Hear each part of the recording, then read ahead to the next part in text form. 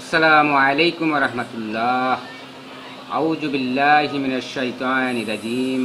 বিসমিল্লাহির রহমানির রহিম।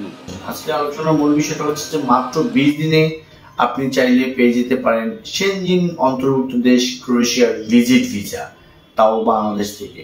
তবে আলোচনার পূর্বে আন্তরিক রিকোয়েস্ট, চ্যানেলটা অবশ্যই সাবস্ক্রাইব করে রাখবেন যাতে করে নেক্সট ভিডিওগুলো আপনি খুব সহজেই পেতে পারেন। এছাড়া আপনাদের যদি কোনো মূল্যবান মতামত থাকে চাইলে অবশ্যই কমেন্টস বক্সে টাইপ করতে পারবেন।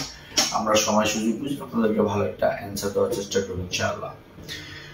বাংলাদেশ থেকে বর্তমান সময়টাতে একদম অল্প সময়ের মাঝে যদি আপনি সেনজিনে যেতে চান তাহলে বর্তমান সময়টাতে ক্রোয়েশিয়ার ভিসা রেশিওর দিক থেকেও ভালো একটা পর্যায়ে আছে। আপনি চাইলে কিন্তু বাংলাদেশ থেকে আপনি ক্রোয়েশিয়ার জন্য অ্যাপ্লাই করতে পারেন। বিকজ ক্রোয়েশিয়াতে ওয়ার্ক পারমিট নিয়ে যাওয়ার মতো পার্সনের সংখ্যা কিন্তু অনেক, কিন্তু তবুও আমরা আসলে বিকল্প ধারা একটু চিন্তা করি।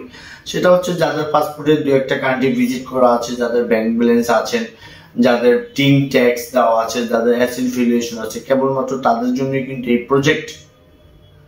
আপনি ওয়ার্ক পারমিটে বা বিকল্প এতে লক্ষ লক্ষ টাকা চিন্তা ভাবনা না করে আপনি কিন্তু অল্প টাকার মাঝেই এই 20 দিনের ভিতরে কিন্তু আপনি চাইলে ক্রোয়েশিয়াতে ভিসা নিয়ে যেতে পারেন।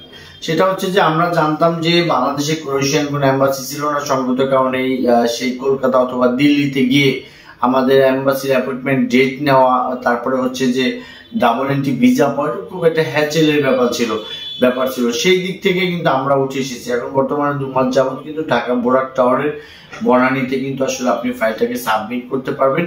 এই ফাইলটা সাবমিট করলে কিন্তু সর্বোপরি যেদিন আপনি বায়োমেট্রিক দিবেন সেদিন থেকে কিন্তু 3 সপ্তাহের মাঝে কিন্তু ওরা আসলে রেজাল্টটা দিয়ে দেয় এবং স্টিকার ভিসা চলে আসবে। আপনার রেজাল্ট আউট হওয়ার পরে আপনি যদি ভিসা পেয়ে যান সেক্ষেত্রে কিন্তু এট দ্য সেম টাইম আপনি টিকিট কেটে আপনি আপনার সেই গন্তব্য স্থান বা কাঙ্ক্ষিত জায়গায় ক্রোয়েশিয়ার জাগ্রেবে আপনি কিন্তু চলে যেতে পারবেন। তো যাই হোক বন্ধুরা, এই যে বর্তমান সময়টাতে 20 দিনের যদিও ক্রোয়েশিয়ান একটা ভিসা পাওয়া যায়, কিন্তু এই ভিসাগুলো পেয়ে যেতে বা পেতে হলে আপনাকে কিন্তু অবশ্যই এই ধরনের ক্রাইটেরিয়া ফিল করে তারপরে কিন্তু ভিসাটা নিতে হবে। আপনার কাছে যদি পর্যাপ্ত কোনো ডকুমেন্টস না থাকে তাহলে কিন্তু আসলে এই 20 দিনে যাওয়া তো দূরের কথা, আরো অনেকদিন হলেও কিন্তু আপনার জন্য না।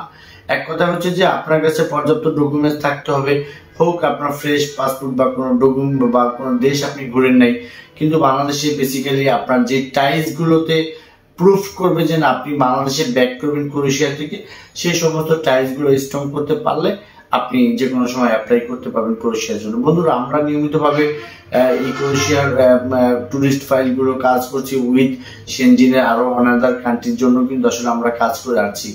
এই রিলেটেড যদি আপনাদের কোনো প্রশ্ন থাকে অবশ্যই চাইলে আমাদের সাথে অন দা কলে আপনি স্ক্রিনে দেওয়া নাম্বারে কথা বলতে পারবেন।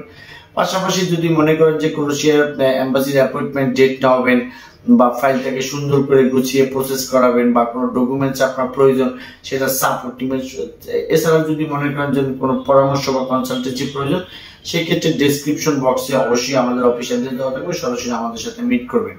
আমরা আপনাদের কন্ডিশন বুঝে ভালো একটা ফাইল করে দেওয়ার চেষ্টা করবো। সকলে ভালো থাকবেন, সকলে সুস্বাস্থ্য কামনা করি। আসসালামু আলাইকুম।